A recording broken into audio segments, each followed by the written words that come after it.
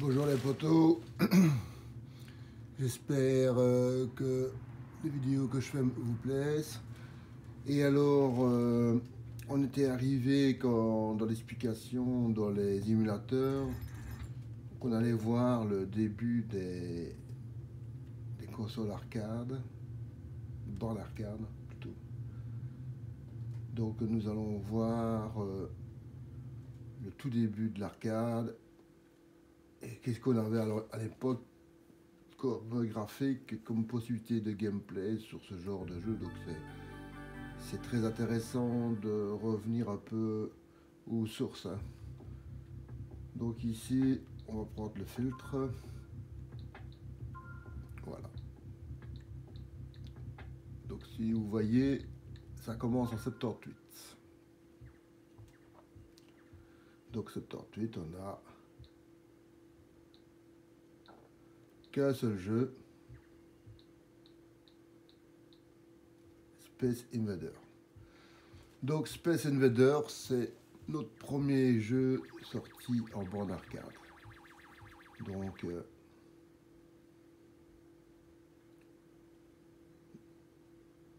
ne cherchons pas qu'est-ce qui est sorti, qu'est-ce qui n'est pas sorti. Voilà.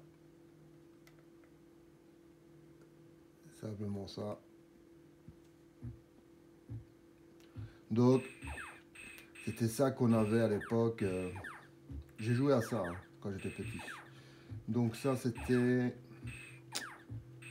le jeu que vous pouviez jouer sur une borne arcade à l'époque. C'était ça et rien d'autre. De nouveau, il n'y avait pas d'autre solution. Et c'était le meilleur jeu en borne arcade qu'il y avait, hein, puisque c'était le seul. Donc, il n'avait pas de concurrent direct.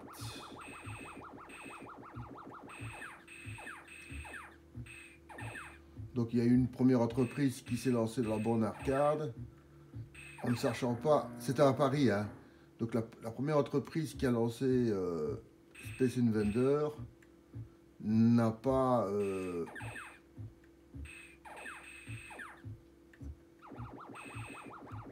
fait ça en sachant que si ça allait marcher ou pas, hein. Ça pouvait bien marcher ou ça pouvait se planter, hein. Donc c'est vraiment un pari qui a été gagnant, puisque les bornes arcades se bloquaient parce qu'il y avait les monnaies qui dépassaient le réservoir. Donc ils ont dû mettre des réservoirs de monnaie plus grands pour pouvoir ne pas tomber en panne. Donc c'est quand même un truc incroyable, hein.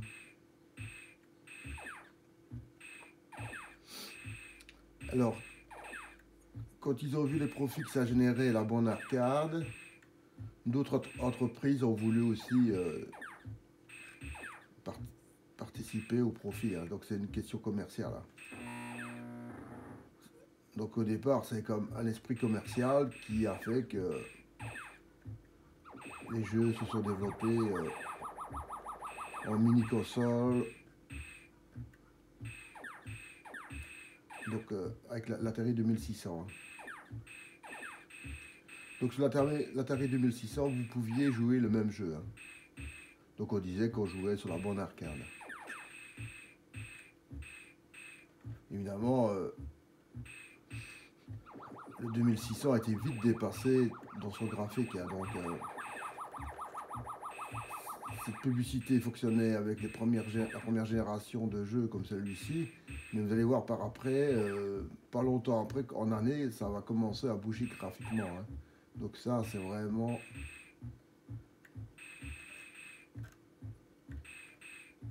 C'est la première année en arcade, et c'est pas Invader qui est le jeu le plus vieux en borne arcade, hein. Parce qu'il y a eu déjà des jeux qui étaient déjà lancés sur des machines plus puissantes, de style serveur et tout ça. Donc, mais là, c'était au niveau université ou Donc c'est pas notre niveau. Hein. Alors, on sort.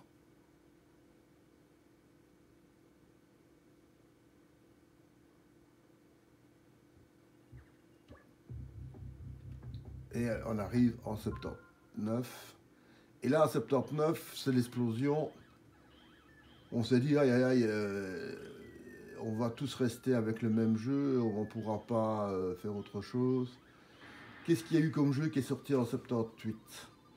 Il y a Galaxian.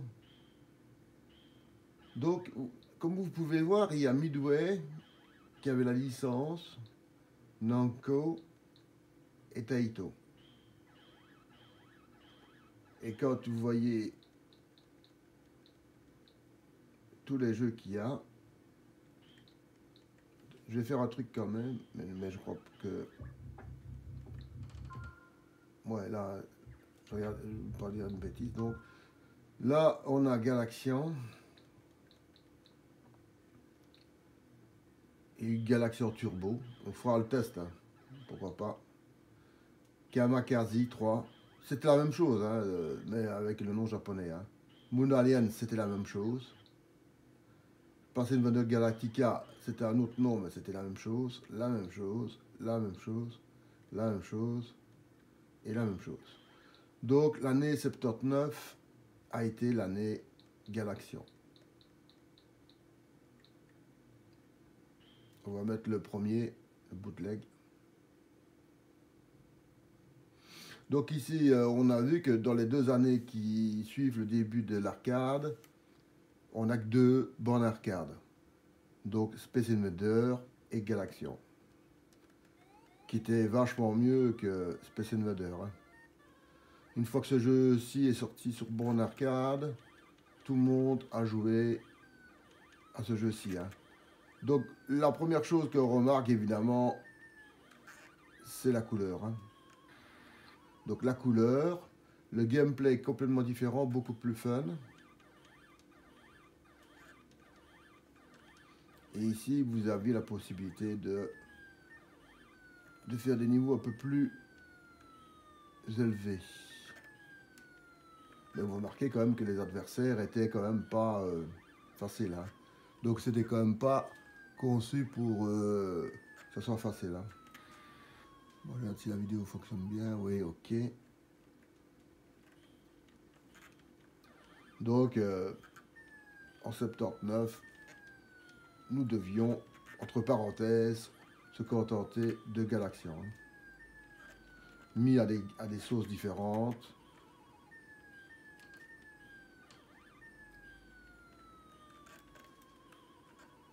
Mais c'était un jeu qui était quand même d'un niveau assez dur. Quand même, hein. Vous voyez, le Galaxian d'origine n'a rien à voir qu'après ce qui est sorti en borne, en console. Hein. Donc, il était quand même graphiquement très beau. Hein.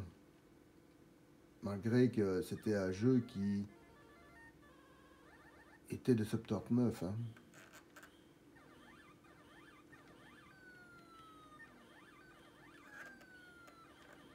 Donc directement, les gens, ils ont été sur le shoot. Hein. Donc c'est quand même ce qui plaisait le plus aux gens, c'est le tir. Hein. Donc ici, on va sortir.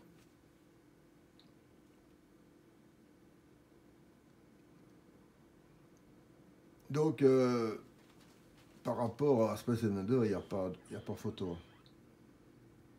Donc ici, on fait 2 sets différents chez Midway. Moi, perso, je vais prendre le deuxième pour un peu voir ce que ça donne. On va pas faire toutes les galaxies, hein, parce que parfois il y avait des petites nuances, mais que à part une personne qui joue souvent, peut-être qu'il verra, sinon les autres. Ou pas, hein, peut-être qu'il n'y avait pas de différence, hein, c'était que la carrosserie qui changeait peut-être. Et là, c'est les Japonais. Hein. Donc là, ici, on est directement avec les... Si je dis pas de bêtises, ouais, Namco, c'est japonais. Midway, il me semble aussi.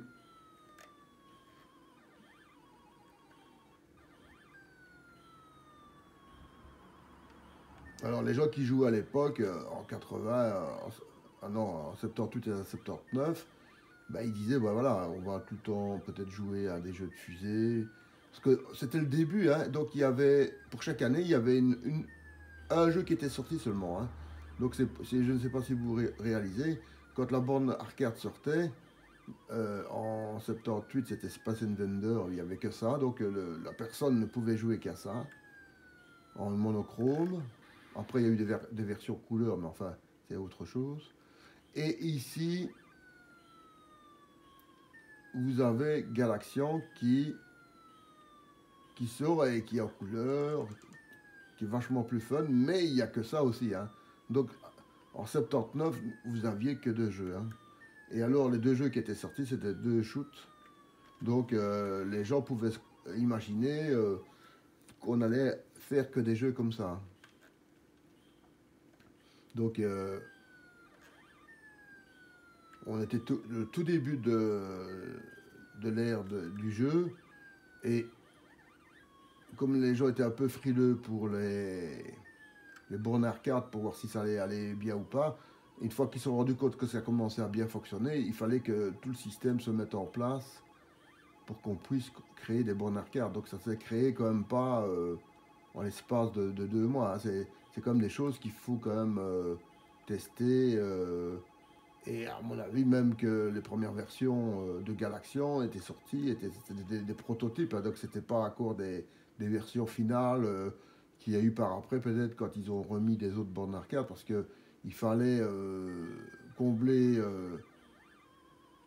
le vide en borne arcade pour être dans les premiers, pour pouvoir se faire un maximum de sous. Hein. Donc c'était un esprit commercial, hein, c'est pas pour faire plaisir aux gens qu'on sortait cette deuxième borne arcade en 79. Hein. C'était pour se faire un max de blé. Hein. Mais alors évidemment, les gens pouvaient quand même jouer. Voilà. Donc, nous sommes arrivés dans la deuxième année.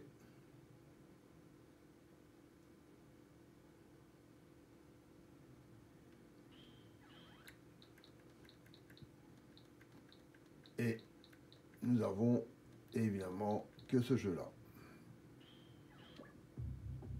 Et nous arrivons. L'année 80, normalement, c'est l'année de démarrage de la borne arcade. Hein. Et là, c'est vraiment le tout début de l'explosion de la borne arcade. Hein. Donc vous avez Chewing Gum, Crockman, qui est autrement dit un Pac-Man. Hein. Une évolution de Galaxian. Là aussi. Une autre sorte de fusée. Là, on a de nouveau des jeux qui sont complètement différents. Toujours avec des tirs, mais il commence à avoir des choses qui sont bien. Donc ici, on a la version produite pour le Japon et US. Et qui allait devenir comme ça la norme. Donc il va y avoir tout le temps des versions japonaises et des versions américaines d'exportation. Donc nous, en Europe, on avait quoi? La version américaine. Et comme c'était un marché au départ pour l'Asie, donc pour le Japon, puisque c'était les premiers leaders, donc c'est normal qu'il y ait des jeux typiquement asiatiques. Hein. Donc là, on revient avec un jeu qu'on avait avant, un peu, avec une petite variante, vous voyez, il y a une petite variante graphiquement.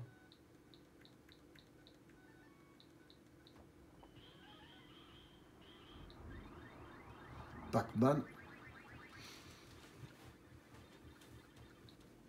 Pac-Attack. Pac-Man, mais alors toujours avec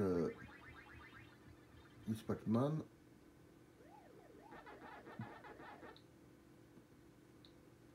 Évidemment, c'était Pac-Man. Hein. L'année 80, c'était l'année Pac-Man. Hein.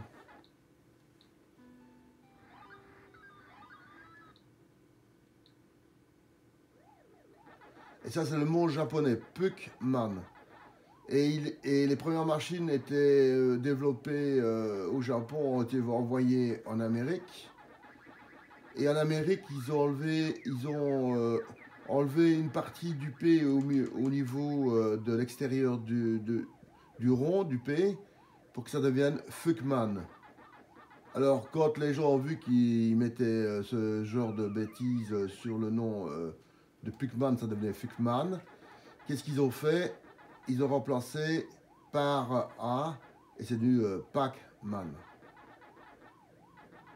Donc en fait, c'est devenu Pac-Man et tout le monde connaît ça sur le nom de Pac-Man parce qu'à l'origine, Puckman, ça se transformait en Fuckman.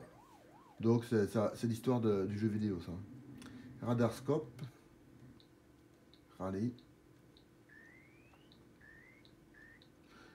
Donc vous voyez, il y a encore beaucoup de jeux de fusée, mais il y a d'autres jeux qui commencent aussi à devenir... Donc vous voyez, ici par exemple, nous avons un simulateur. Donc je sors dehors et je rentre, ça je serai beaucoup plus... Donc c'est le premier. On va voir ça. Hein. Ça c'est un jeu typiquement pour le Japon. Hein. Parce qu'au Japon, ils adorent ce genre de jeu. Hein. Donc ils mettaient du crédit. Hop.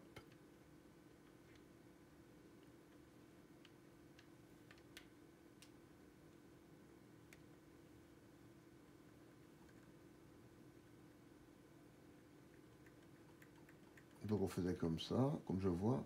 Et peut-être... Voilà.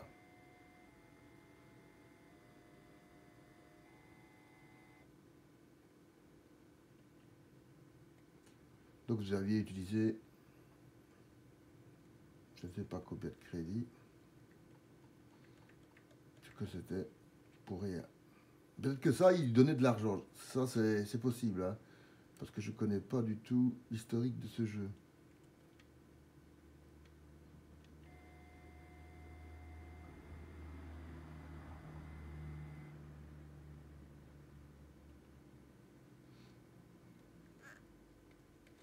Ça, c'est vraiment un jeu typique de... Alors, on va mettre un max.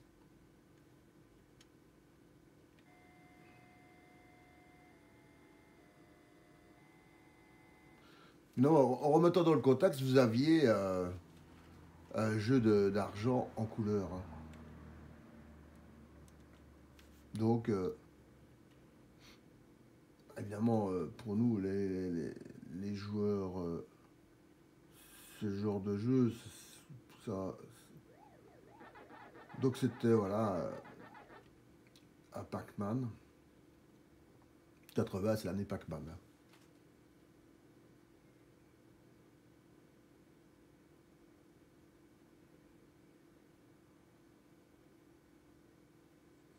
Donc on met du crédit.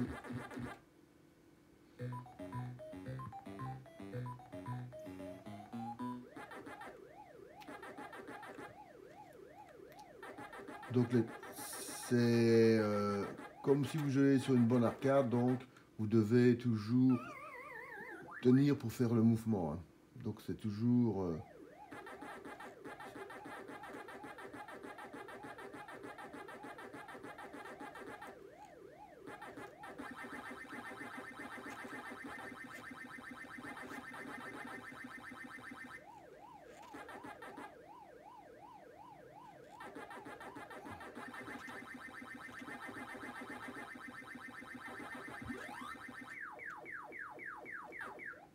Ah, zut. Donc ça c'est archi connu, tout le monde connaît un Pac-Man. Donc on va pas s'attarder trop non plus là-dessus.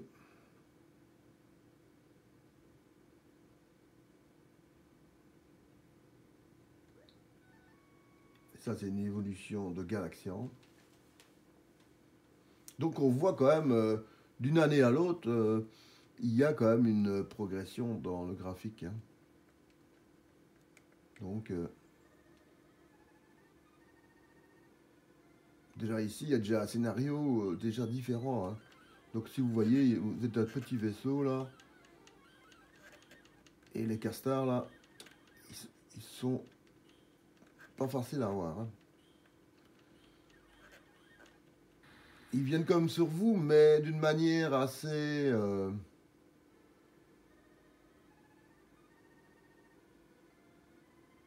Et là, à chaque fois que vous perdez, ben, vous récupérez une partie de votre vaisseau. Donc vous avez 3 vies. Et alors, vous avez une partie de votre vaisseau qui est différente. Donc ici, il y a des idées déjà beaucoup plus développées que sur Galaxian, hein.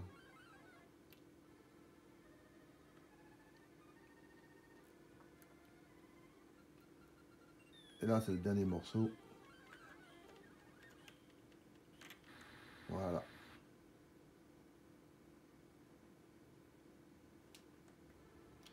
On va encore faire une petite partie.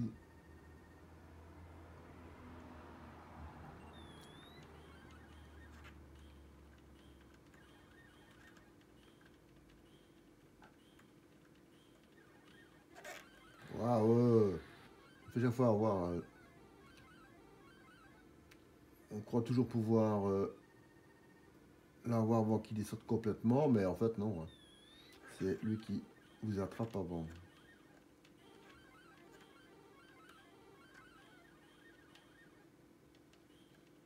Ben, on joue un peu, il y a moyen de progresser. Donc ici, les gens pouvaient quand même jouer. Celui qui était habitué, hein, il pouvait jouer un peu plus longtemps quand même, hein. Parce qu'ici, moi, ça fait 20 secondes que je joue. Le grand, comme il y a un grand écart, il faut faire attention quand vous tirez parce que les tirs sont très écartés et alors, c'est pas comme quand les deux autres vaisseaux, hein.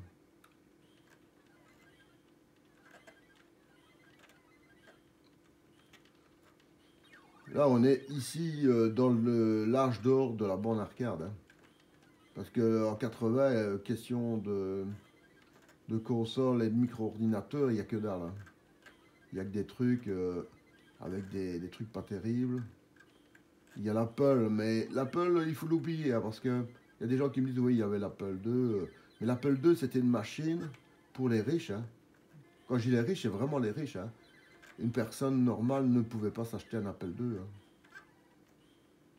C'était des machines de maintenant, ce serait 10 000 ou 15 000 euros, hein. Je ne sais pas si vous imaginez. Vous n'alliez pas acheter une machine de 15 000 euros.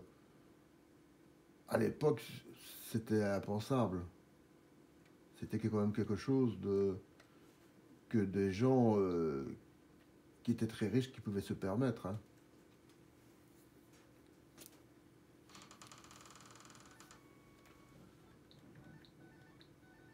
Donc c'est le même principe.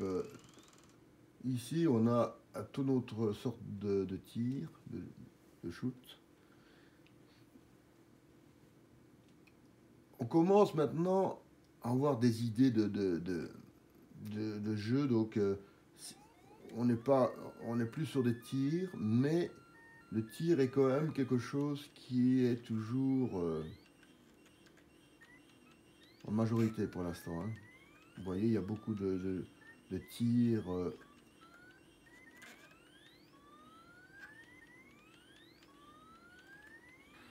Et vous pouvez remarquer, ils sont pas faciles ces jeux-là.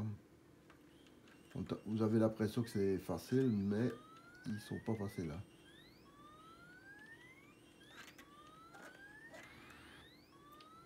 C'est des jeux où il faut réfléchir, hein. Il y a une technique de tir aussi. C'est pas des choses.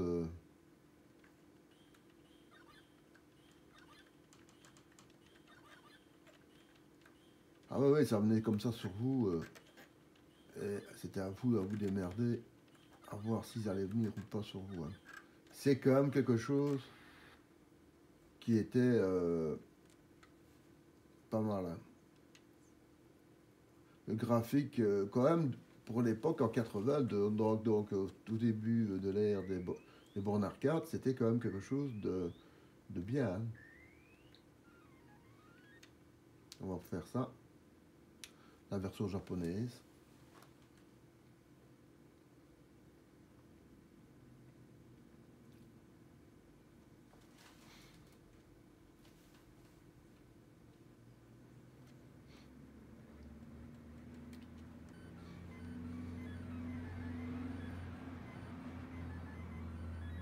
Donc vous voyez, vous êtes un petit truc comme ça. Et alors la difficulté est encore plus grande. Hein. Et quand vous perdiez votre lapin, c'était terminé. Hein. Donc vous étiez seulement là que pour défendre. On dirait le roi, ouais, c'est ça.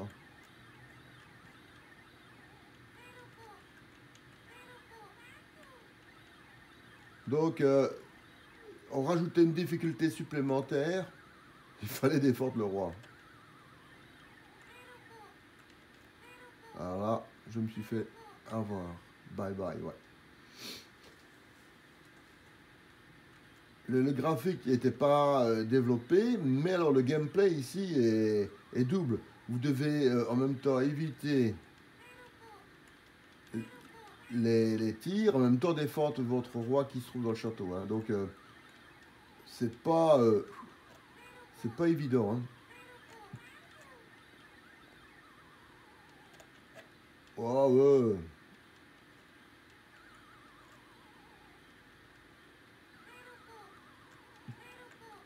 Allez, je me suis fait avoir. Bye bye. Ouais, j'ai failli gagner. Bah, par ce niveau, on va dire. Jeu très bien. Et cette double difficulté de défendre en même temps votre roi et en même temps tirer sur les fusées, là, les ballons, on va dire ça comme ça, c'est quand même quelque chose d'assez original. Hein. Donc le jeu que vous avez montré au début, Mahjong, ça je ne le fais pas parce que là de nous c'est un Galaxian qui s'appelait Moule Alien par 2. Est-ce qu'il y avait donc Galaxian, c'était en 79, on est en 80 et ils sortent une version 2, on va dire, de ce jeu. Hein. Ouais, les graphiques sont déjà différents.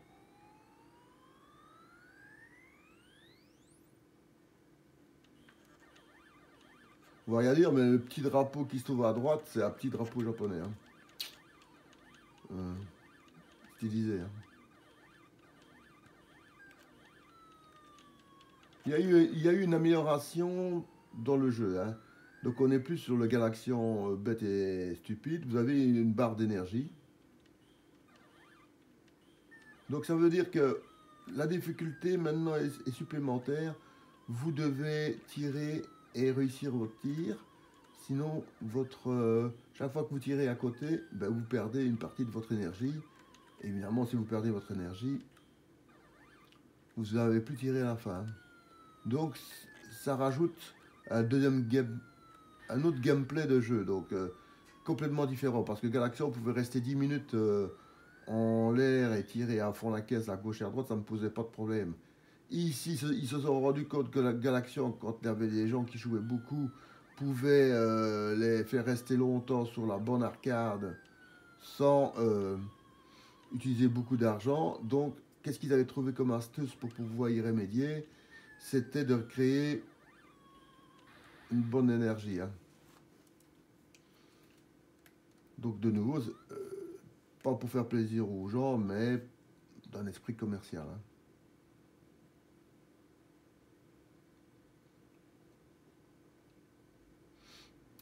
Voilà. Là, c'est la même chose. Ah, peut-être pas. Il n'y a que deux parties ici, je crois. Je viens de voir ça. On va regarder. Parce que l'autre côté, c'était 3 parties. Hein.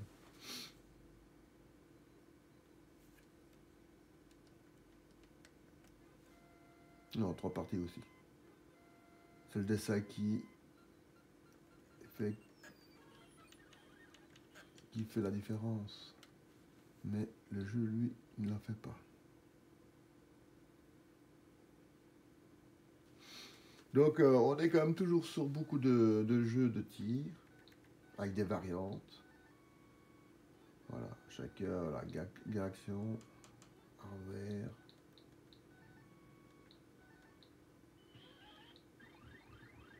Ça, c'est Miss Pac-Man. Ça, c'est pas mal, ça. Donc, il y avait Pac-Man, le garçon, et après, ils ont sorti aussi la fille. Hein. Donc, on avait pour tous les goûts. Ceux qui voulaient jouer avec la fille, ils jouaient avec la fille. Ils avaient un petit ruban sur la tête. Voilà.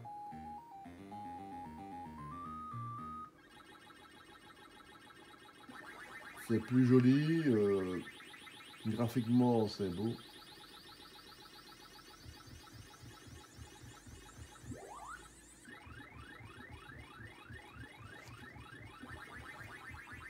Aïe, ça a marché. Juste, c'est limite, hein. Hops.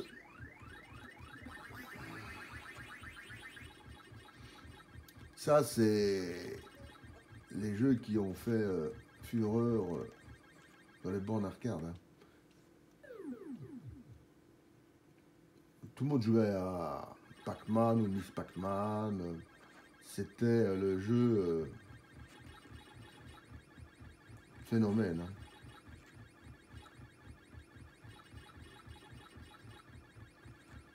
Après, on en fait des variantes micro-ordinateurs. Ouh là là, il y en a beaucoup là. Mais le graphique n'était pas de la même qualité que sur la borne arcade. Donc ça... On voyait la puissance de la machine au niveau de la copie, hein. Quand les gens copiaient ce genre de jeu, on voyait à quel niveau la puissance de la machine, du graphique et tout ça était, hein, parce que il y avait certains ordinateurs, micro-ordinateurs, on va dire ça, ou consoles, où ce jeu-là, c'était une vraie catastrophe, hein, en graphique.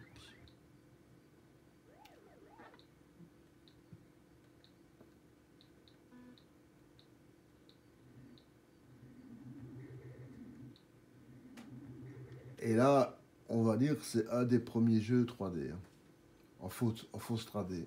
C'est pas de la 3D, mais c'est la fausse 3D, donc c'est déjà pas mal, hein. Donc il y a eu des gens qui ont travaillé sur la possibilité de pouvoir jouer comme si c'était en 3D, hein.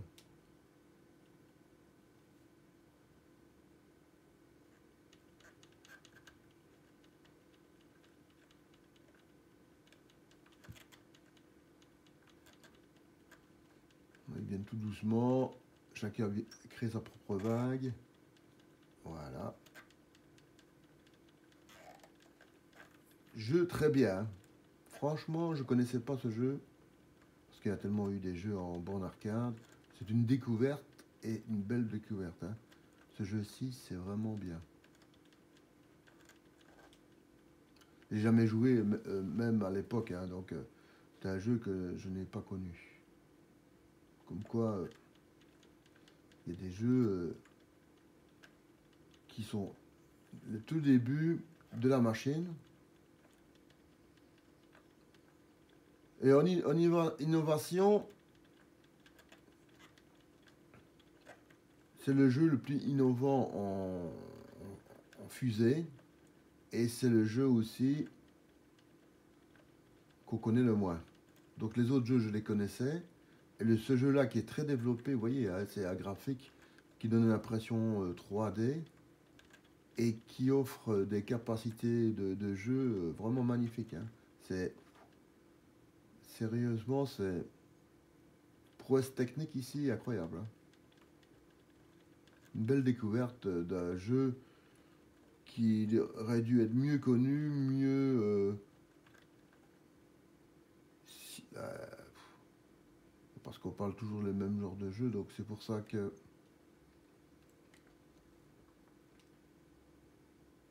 mais ce jeu-ci, franchement,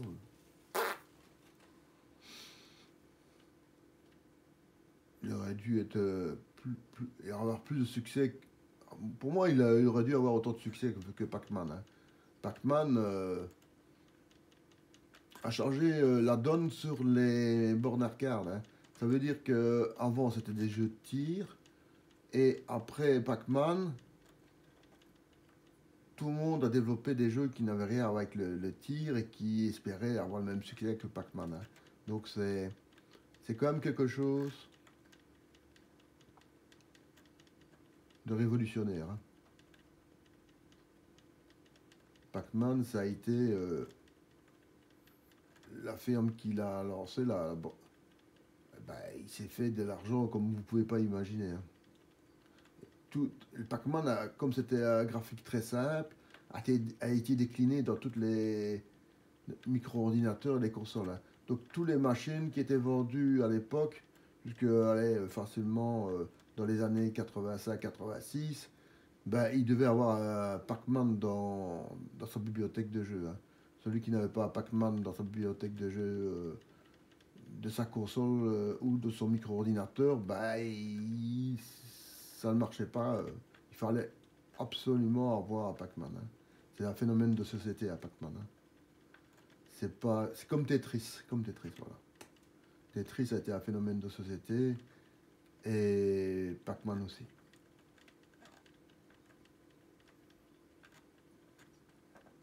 Comme Galaxian et évidemment Space Invader, hein.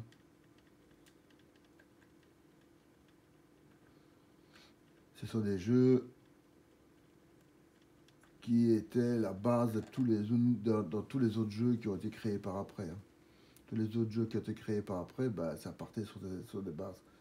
Euh, tout ce qu'il y a eu comme Pac-Man, ça vient de Pac-Man.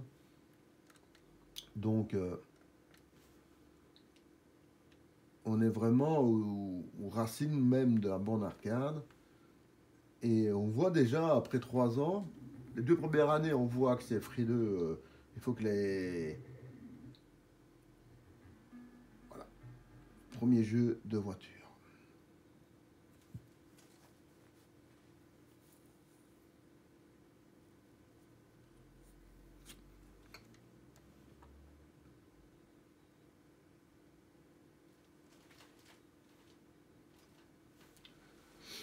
Donc ici, on a déjà un écran plus grand. De nouveau Namco. Namco, c'était vraiment les leaders de ça, hein. Ah ouais, ouais, c'était un jeu qui était pas mal, mais assez frustrant, hein. Le but, c'était de ne pas vous faire écrabouiller par les autres voitures. Voilà, par des drapeaux.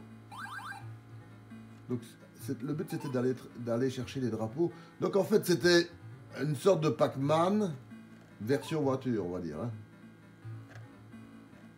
Aïe, il est là, le drapeau. Ah, bang.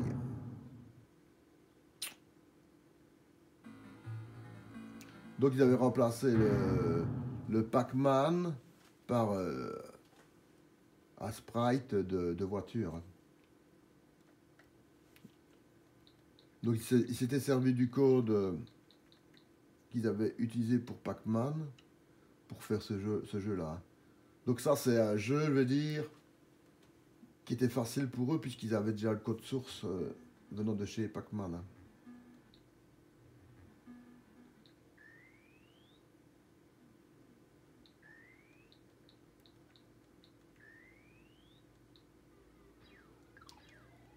On va prendre ce jeu-ci.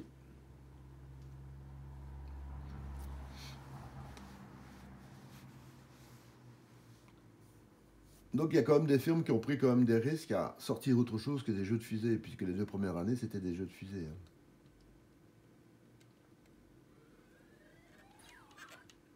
Ah là, je vis pas longtemps là.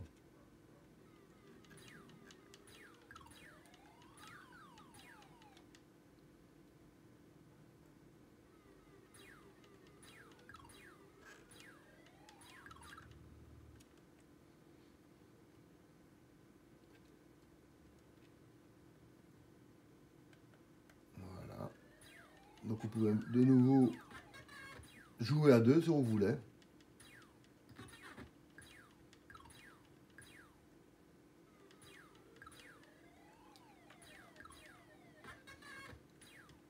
Ouais, vous voyez, il vous prend des bonhommes, hein. Donc il y a aussi un but, hein. Le but c'est de défendre les terriens, hein.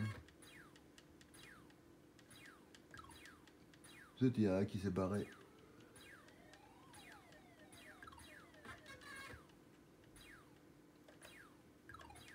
Ah, il s'est cassé en vitesse, hein.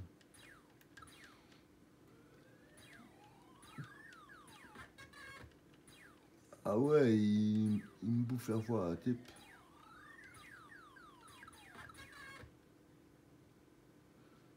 Donc c'était pas mal du tout, hein. Comme vous pouvez voir là.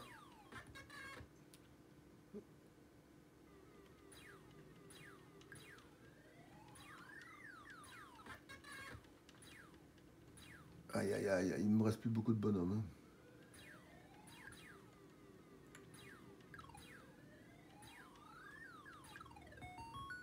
Yes.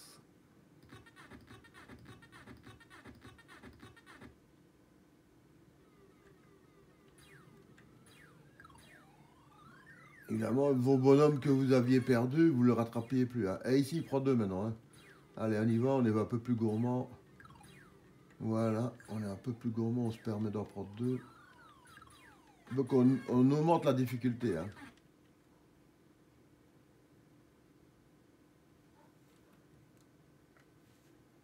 Donc ici, le gameplay est quand même un peu plus complexe que dans les autres fusées. Donc c'est quand même un peu plus... Il y a un petit scénario, il y a quelque chose qu'on doit faire.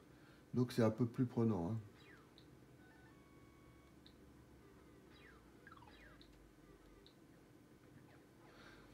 Ça c'est pas mal ça, parce que de nouveau c'est une déclinaison de Galaxian, mais d'une manière un peu plus originale, on va dire. Il y a ceux qui font des copies. Konami, de nouveau...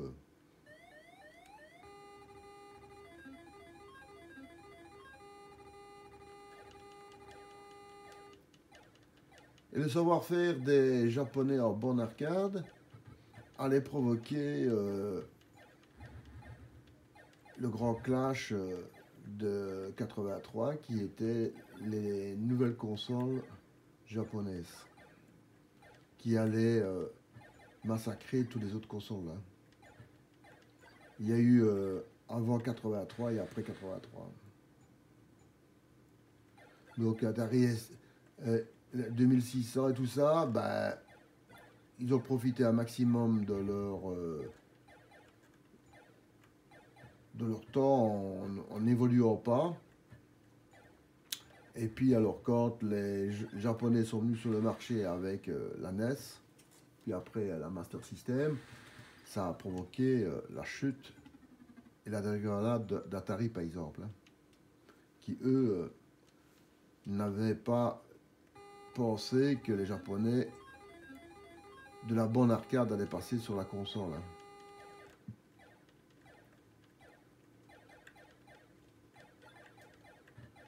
Non seulement vous ne pouvez pas vous défendre en face, mais en plus de ça, il faut le faire sur le côté. Difficulté supplémentaire. Pas mal. De nouveau, ce petit gameplay où il y a un but à faire, et ça, c'est pas mal.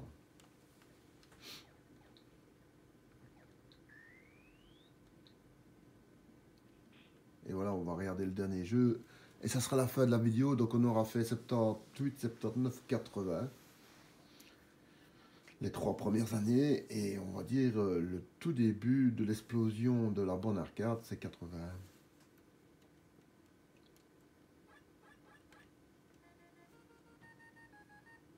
Donc premier simulateur de sport. Voilà.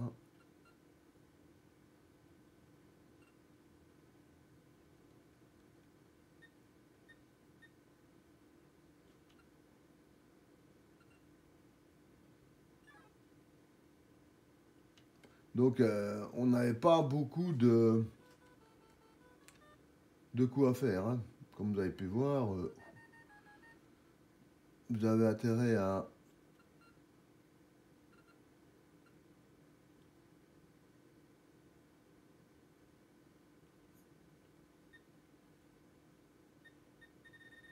Donc vous pouviez... On va faire ça comme ça. Voilà, on va tirer comme ça.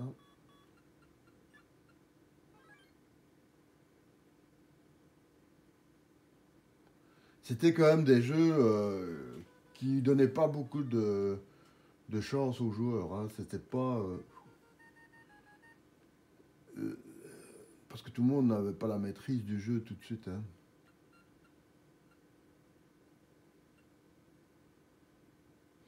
Donc ici, vous étiez directement...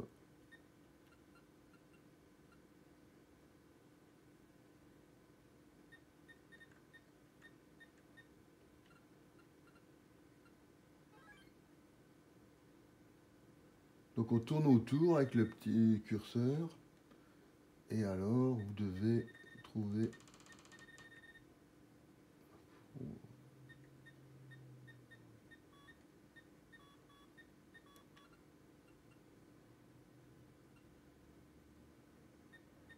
De nouveau, c'est très simple, hein, mais c'est bien.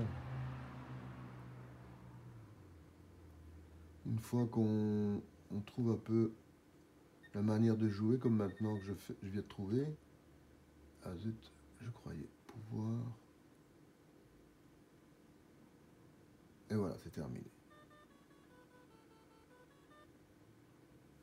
Ben voilà, on a découvert les 3 premières années. J'espère que ça vous a plu. C'est peut-être un peu plus court, mais en même temps, on préfère ne pas aller sur l'année 81 pour éviter de... Ah, il dit, est-ce que ça c'est peut-être 80, voilà.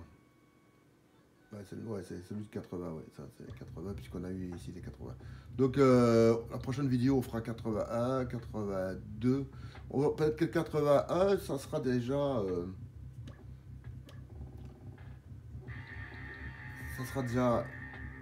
assez. Parce que on est en 80 et on a vu qu'en 80 il y avait déjà pas mal de choses qui étaient mis sur le marché en borne arcade, hein. Donc on est passé quand même vachement plus loin qu'un jeu par année, hein.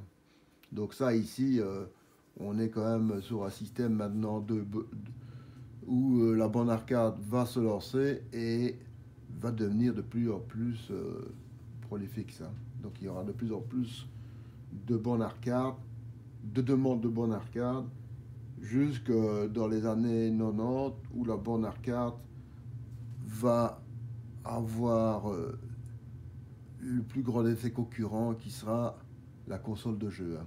La console de jeu tuera la borne arcade et ça sera la fin de la borne arcade parce que les gens ne seront plus d'accord de mettre de l'argent pour jouer puisque chez eux, en mettant 30 ou 40 euros, ils avaient le jeu complet, ils pouvaient jouer des heures et ça ne leur coûtait que 30 ou 40, 40 euros, hein. Donc, les gens en 78, 79, 80 jouaient à 100% sur la borne arcade parce qu'il n'y avait que ça comme truc un peu développé. Et la borne arcade était la machine qui servait de console de jeu de l'époque. Voilà. Donc celui qui voulait jouer sur des jeux, ben, il allait au café jouer la borne arcade. Donc n'oublions pas qu'à l'époque, les gens, ils allaient plus souvent au café que maintenant, pas seulement que pour boire, mais pour discuter avec des copains et tout ça. Donc il faut remettre les choses dans leur contexte de l'époque, hein. Donc l'électronique était quand même pas quelque chose de fort courant et était réservé à des sociétés bien privilégiées ou bien pour des techniques pour les fusées et tout ça. Donc c'était pas réservé aux gens du peuple, c'était plus pour la haute technologie à l'époque là. Après c'est devenu pour tout le monde, mais à l'origine l'électronique était réservée à des choses bien précises et un emploi qui coûtait parfois très cher, hein. Donc même quand ils produisaient la bonne arcade de l'époque, c'était pas des machines bon marché, c'était des machines qui coûtaient très cher, hein, et qui demandaient aussi des entretiens et tout, hein. Donc la bonne arcade, il n'y a pas qu'à mettre des pièces dedans et puis c'est bon. Il y avait un entretien à faire dessus. Et comme elle était louée, c'était la firme qui devait elle-même venir réparer ces bornes arcades, hein.